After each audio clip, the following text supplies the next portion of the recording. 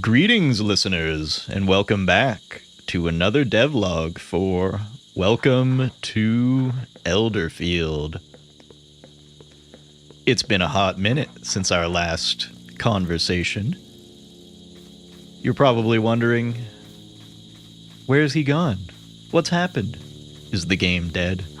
Is he another YouTube game developer? No, don't worry. The game is very much alive. In fact, the reason that there hasn't been an update has been probably the best possible reason you could have as a developer, which is I've been developing. I've been busy. I've been making this game. And I decided, after a long time of having my head down and my hands on the keyboard, to pop in and reassure you that this game is in fact still here. Originally, the approach that I was taking to these devlogs was that I would add a major feature to the game, maybe a new area, and then I would create a devlog talking about that feature, showing off the area, showing all the things that came with it. And that was working for a while, but eventually I had a whole new area ready to show off, and I had a script written, and I read it off. I had the voice stuff recorded, and the B-roll was going to just take forever to record. Quickly, it turned into a sort of snowball effect of always having so much content added to the game that it wouldn't be realistic to cover it in a devlog, and so the can just kind of kept getting kicked down the road. But in the interest of actually getting these devlogs out, I've decided to change my approach a little bit. So these are no longer very scripted. I'm just going to sort of ramble on about the development of the game. The intention isn't going to be to show you everything that's been added to the game since the last devlog, and it's more going to be about touching on some key changes that have been made to the game, talking about some cool stuff that's going into the game, talking about the general state of the game's development, and leaving these a little more bite-sized so that you can explore the game's content yourself when you jump into the full game. So first, some housekeeping. A few things have changed since the last devlog. A notable one is that the game now has a publisher. I am working with Quali Games, which is a UK-based publisher. And yeah, they're on board with the game. They're going to be helping out with the marketing and all that good stuff. So it takes a little bit of the non-dev work off of my plate and allows me to just focus on making the game. It's also opened up opportunities for things like localization, which were going to be a pretty big hurdle if I were just doing it on my own. So overall, my decision to work with a publisher really just came down to the game being better for it. I thought of what kind of game I could release without one and what kind of game I could release with a publisher. And it was pretty obvious that there were certain things that were just not going to be present if I had just done it on my own. So in the interest of giving you, the player, the better final product with more QA, with localization, etc., even just more time for me to develop the game instead of juggling it with all the marketing, I think overall it's going to be a better experience for the player. So yeah, excited to have Quali on board. They are very interested in the vision of the game. They understand what I'm trying to do, and they're very hands-off when it comes to the development. So far, I can safely say there hasn't been a single thing that I felt I couldn't do from a development perspective since working with a publisher. So yeah, excited to have them on board. On top of that, the game's development has been swimming along. Many new areas have been added to the game. The full town is implemented in the game. There's plenty of dungeons to explore. There's lots of new progression. And virtually every system of the game has been expanded. Some notable additions to the game have been that there is now the Old Woods, which may or may not have been in the last devlog. I actually can't remember. The third area of the town has been implemented, along with the town library, which is a sort of randomly shifting area where you can find some unique loot, and revisiting it periodically will give you access to new passageways, new things to find. There's also the church and the game's religion system, which allows you to align with the old gods and get certain benefits, unlock new crafting recipes, access certain locked doors around the world, and other such god-related things. There's also the Catacombs, which is a large, sprawling dungeon beneath the surface of Elderfield, which has a very skeletal theme to it. And relationships have been fleshed out. You can now not only just raise your friendship with the various town folk, but as you do so, you might get mail from them giving you gifts. There are special events which are unlocked, which include numerous different townsfolk interacting with each other on sort of scary Scooby-Doo-esque adventures around the old abandoned Elderfield High School. And of course, once you max out your friendship level with these NPCs, you can get married. And they'll move into your house, they'll get their own little room added to your house, which you can also decorate.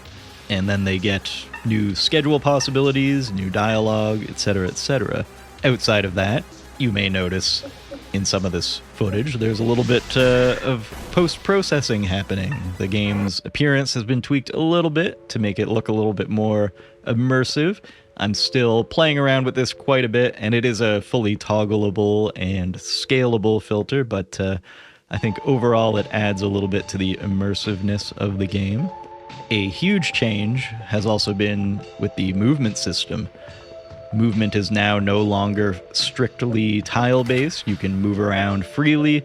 You can basically occupy sub-positions within a tile, so it feels a little bit more like you have a full, smooth pixel movement while still allowing the game to work on its tile-based system.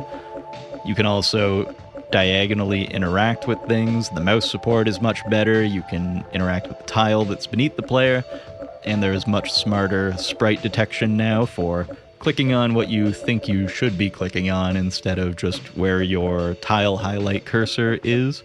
And Gamepad has its own separate logic for determining what event you're probably trying to interact with based on your relative position within your tile, your facing, etc., etc. So it should still feel quite good on Gamepad to interact with events, even though you're not strictly locked to a tile grid. On top of that, we also updated the farming tools, so now they work a little bit differently. You can charge them up and release them to affect multiple plots at once, which feels a little bit more in line with a lot of other games in the genre, and just feels a little bit cleaner and works much better with the new movement and interaction systems. The game also now has an upgrade system for all of the equipment. You can find various gems around the world, and you can add them to your equipment to add additional stats to them. And the equipment that you find has a sort of base level to it, which will determine how many additional upgrades you can add to an item. So a +0 item will have a lot of room for adding more gems to it, as opposed to a +5 item, but that +5 item will probably have higher base stats or unique abilities. So there's a lot of flexibility in terms of whether you want to sort of build out your own equipment from your favorites that you've had since the beginning of the game, or if you want to make the jump to a much stronger piece of equipment later on in the game. This will overall make it a little easier to incrementally upgrade your equipment and kind of fill in gaps where maybe you haven't found a new piece of equipment in a while. Since the last update, seasons were also added. So now there is the Season of Rebirth, the Season of the Harvest, the Season of the Witch, and the Season of Death. These roughly correspond to the seasons that you would expect them to, but have a little bit more of a autumnal and spooky flair to each of them, so they are essentially fall, super fall, mega fall, and cold. With these seasons also come seasonal variations to ambient NPC schedules around the town. There's also different weather events that happen, different news programs that are season-specific that will occur, and there's also a calendar now, and seasonal holiday events that happen toward the end of each of the seasons. And yes, that includes All Hallows Eve, a day where you can dress up in a costume, run around town, bang on strangers' doors, have weirdos answer, and give you tricks and or treats. And outside of all that, there have been a million quality of life improvements added to the game, all sorts of new features, systems, new areas, a ton of new content, new monsters, new bosses, new crops that you can plant, new crafting recipes. The list goes on and on and on and on. It's been a very long time since the last devlog, so I'm not going to go over everything that's been added to the game since then. But I think that's about enough for this devlog. This should give you a bit of a better understanding of where the game is currently and roughly where things stand. While I'm not ready to announce any official release date yet, I will say that development in general is right on schedule. Things are moving along as I had hoped that they would, and I will say that you can almost certainly expect an announcement of a release date at some point during this year. I will try to make more frequent devlogs, probably shorter bite-sized ones here and there, maybe discussing different, maybe focusing on different aspects of the game, or talking about certain content that's been added, or even talking about the development side of things a little bit more. If there's anything in particular you want to see, feel free to let me know down in the comments, and I'll try to cover it. As usual, the game does have a Patreon, so if you want to check out the current state of the game or just keep up with various updates, you can subscribe over there. If you pay for the second tier or above, you get to play the current status of the game, but even if you just subscribe for free, you'll get to see all of the change logs as they're posted and other various behind-the-scenes development posts and whatnot. I tend to be more active on there, certainly, than I am here, and while I haven't been updating this channel with devlogs, there have been development blog posts that have been consistently posted to the Patreon, so those who have been following over there have been keeping up generally with the state of the game and what the plans are and where it's going, etc., etc. Outside of that, there is a free demo on Steam, of course, so feel free to jump over there and try out the demo of Welcome to Elderfield if you feel so inclined. There is a ton of content in the demo. It's received a lot of updates since its inception, and it's practically its own entire game compared to some other smaller games. There are some players who've played 10 hours plus on just the demo, so there's quite a bit of content there to check out if you find this game interesting. And just note that some of the features that I've gone over here, such as the updated movement, etc., are not in the free demo yet, but they will be coming to the free demo at some point in the future, so keep an eye out for that update down the line. But that's enough rambling for now. I'll leave you folks with that, and thank you for watching this devlog, and I will see you in the next one.